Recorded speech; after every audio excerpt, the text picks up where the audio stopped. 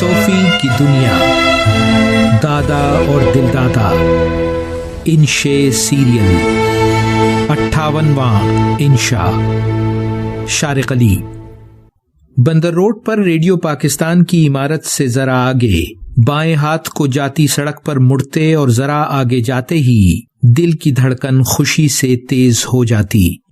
دائیں بائیں گلیوں میں اردو بازار جو تھا اور آج بھی ہے۔ انکل کراچی میں گزارا بچپن یاد کر رہے تھے۔ بولے، 9 عمری میں یہ گلیاں گویا حیرتوں کا ایئرپورٹ تھیں۔ ہر ملنے والی کتاب ایک نئی دنیا کے سفر پر لے جاتی۔ یہیں ویلکم بک سے صوفی کی دنیا خریدی تھی۔ ناروے کے پس منظر میں لکھا گیا عالمی شہرت یافتہ ناول۔ پڑھنا شروع کیا تو رکنا مشکل۔ یعنی آپا بولی، ناروے آدھی رات کے سورج کا ملک ہے، کیونکہ گرمیوں میں اس کے بعض علاقوں میں یا تو سورج ڈوبتا ہی نہیں یا دن کی مسافت 20 گھنٹوں کی ہوتی ہے، اور سردیاں اس کے بالکل الٹ۔ فن لینڈ، سویڈن اور روس سے جڑا 50 لاکھ آبادی کا یہ ملک بجائے خود ایک حیرت کدا ہے۔ کہانی کیا ہے صوفی کی دنیا کی؟ میں نے پوچھا۔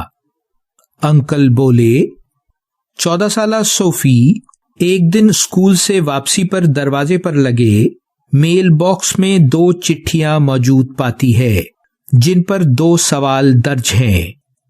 تم کون ہو؟ یہ دنیا کہاں سے آئی ہے؟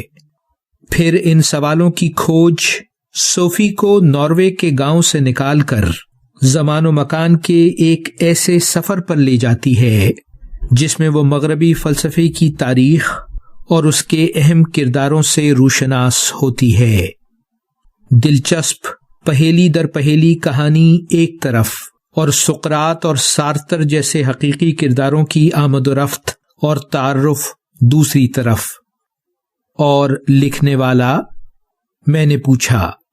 یعنی آپا بولی، ناروے کے شہر اوسلو میں پیدا ہونے والا جوسٹین گارڈر لکھاری بھی ہے اور فلسفے کا استاد اور دانشور بھی۔ بچپن کی آنکھ سے دنیا کو دیکھنے کا فن کوئی اس سے سیکھے۔ صوفی کی دنیا 54 زبانوں میں ترجمہ ہو کر 3 کروڑ سے زیادہ کی تعداد میں چھپ چکی ہے۔ برگن میں اسکول کے بچوں کو فلسفہ پڑھانے والے نے یہ ناول لکھ کر پوری دنیا کو فلسفے اور ادب کے امتزاج کا حسین تحفہ دیا ہے۔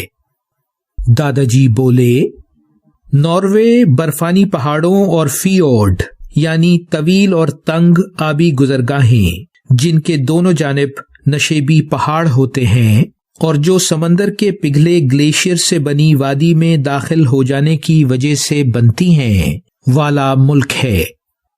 مقامی لوگ سیمی کہلاتے ہیں جو 10,000 برسوں سے ان علاقوں میں رہ رہے ہیں۔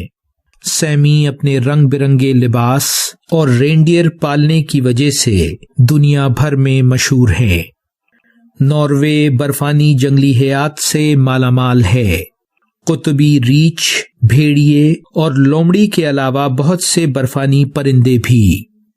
یعنی آپا بولی، ونٹر اولمپکس میں سب سے زیادہ گولڈ میڈل جیتنے والا ناروے 15 میل لمبی دنیا کی سب سے طویل سرنگ میں بنی سڑک کی وجہ سے بھی مشہور ہے۔ یہاں کی لوک کہانیوں میں ٹرول کا ذکر اکثر ملتا ہے جو غاروں اور گھنے جنگلوں میں بسنے والی بدصورت مخلوق ہے اور جو سورج کی روشنی پڑتے ہی پتھر کی ہو جاتی ہے۔ جاری ہے ویلیو ورسٹی، شارق علی۔